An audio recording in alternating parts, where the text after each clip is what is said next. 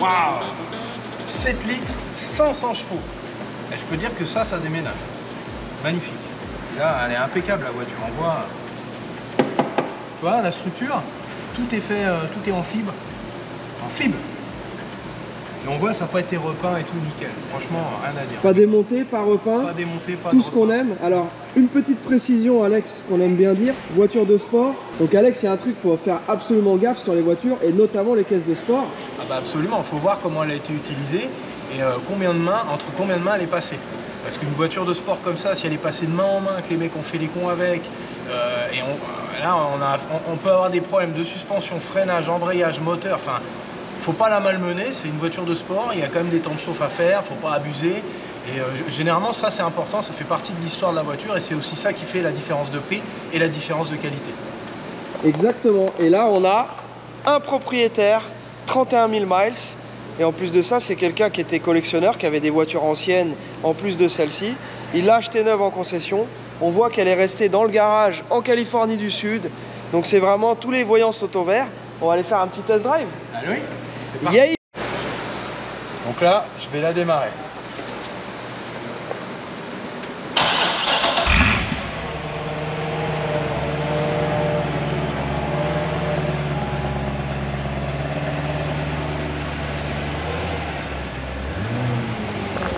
Allez, c'est parti pour un petit essai.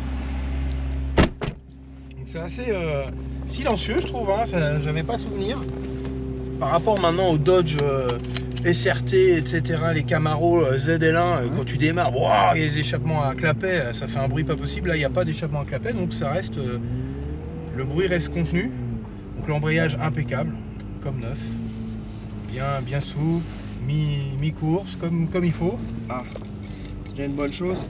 Alors il y a un truc aussi qu'on peut dire à propos de ces caisses-là, qui est très important quand on est sur le marché de ces voitures-là, c'est que comme c'est des voitures qui ont une grosse vocation sportive, et ben les précédents propriétaires, c'est très important de savoir qui c'était, comment ils ont roulé. Donc là on va faire attention parce qu'elle est quand même assez basse.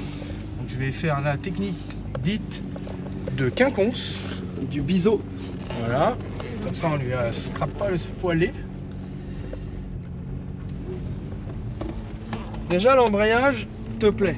L'embrayage bonne me chose. plaît, voilà. 31 520 miles. Ce qui fait en kilomètres, monsieur Oh, je dirais dans les 45 000. Comme ça. Je vais te dire 32, 46, ouais. 47. Par là. À peu près. À peu près. Donc là, pas de bruit parasite de suspension, direction bien précise. Shifting. Boîte à froid pas trop dure.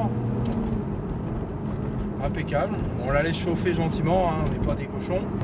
Qu'est-ce que c'est que ce bouton ici? Ah, c'est un push start qui a pas de clé, c'est push start avec le bouton. Ok. Tu penses que c'est un truc aftermarket ou c'était comme ça? Non, c'est comme ça d'origine.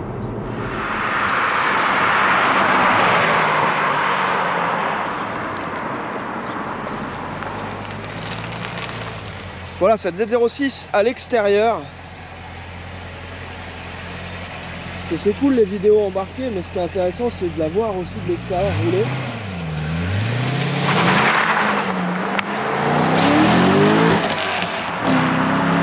Ah ouais, ça ne plaisante pas. Ouais, ça marche bien, hein. Ouais, j'ai vu ça. Ouais. Non, ça marche, c'est très coupleux. C'est un moteur rempli vraiment en bas. Oh, c'est rageur. Ah bon, bien. Ça n'a pas terni dans mon souvenir. Ah non, franchement. Allez, je peux essayer? Allez, vas-y. Donc là, Charlie au volant. Première fois qu'il essaye une Z06. Ouais. Donc on va voir son impression en live. Donc ça va être cool. Hein. Il y a un truc, déjà je trouve que l'embrayage est très doux. Hein. Très souple. Enfin, très souple, ouais.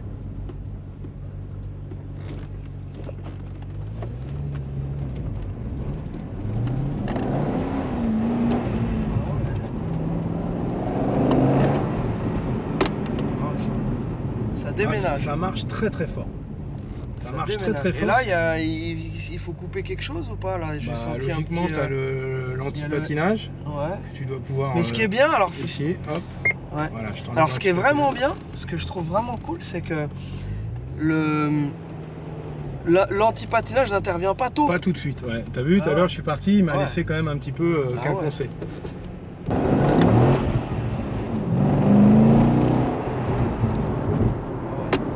Ah, c'est instantané.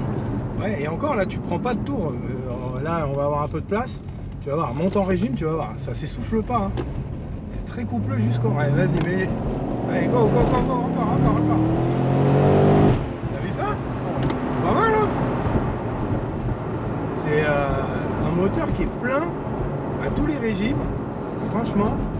Et alors ce qu'on sait justement du LS7, c'est que bien que ce soit l'ancienne architecture avec simple arbre à cam, etc.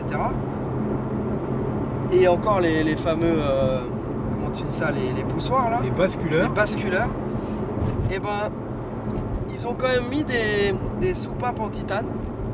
Et ça prend un régime, ça prend 7000 tours. T'imagines un 7 litres qui prend 7000 tours avec cette ancienne architecture d'origine quoi. Là, ils ont fait un gros effort, c'est un vrai bon moteur. Donc c'est vraiment le moteur à l'américaine toujours, hein, très rempli dès les bas régimes, mais quand même avec ce petit caractère rageur et vraiment cool à conduire. Et la Z6, c'est vrai que ça m'avait toujours fasciné, j'avais toujours bien aimé cette voiture. Elle n'a pas pris une ride, hein, on a essayé d'autres modèles bien plus puissants. Et franchement, elle n'a pas perdu de sa superbe, hein. C'est toujours une vraie voiture de sport. Donc pour en finir, moi je dirais c'est un vrai collector. Et il faut vraiment se jeter dessus maintenant parce que les prix vont exploser.